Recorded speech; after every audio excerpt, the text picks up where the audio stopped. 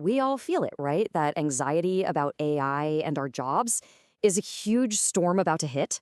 So, there are two big theories. One is a sudden crashing wave, the other, a slow, gradual rising tide. To figure this out, researchers at MIT decided to actually chart these waters, move beyond just guessing. And they went big. Over 17,000 evaluations of AI performance from people doing real world jobs. So, how'd they do it? They sourced real tasks, used current AI, and had actual experts evaluate the results. And what they found, well, it was kind of surprising. The data just didn't show a crashing wave. Instead, it all points to that rising tide. AI is improving broadly, not in these narrow, sudden bursts. You can see it right here. The tide is coming in, AI is getting better everywhere, all at once. And this tide is rising fast. Their data suggests AI capability is pretty much doubling every 4 months. Okay, but here's the thing. Is this rising tide actually lifting all boats equally?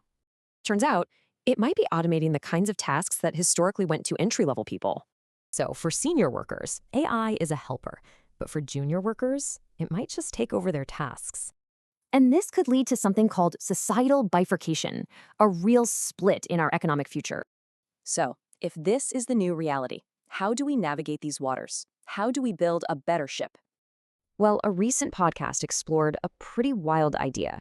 What if we could reward the human spark that powers AI? It all starts with this idea of creativity called bisociation.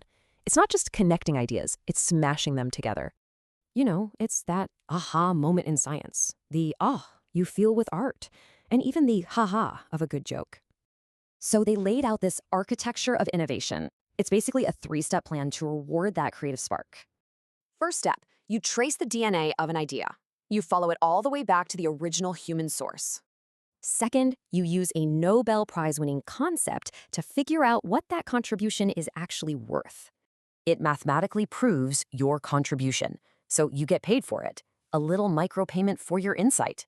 And what you get is a totally new economic model, one that rewards real innovation, not just clicks.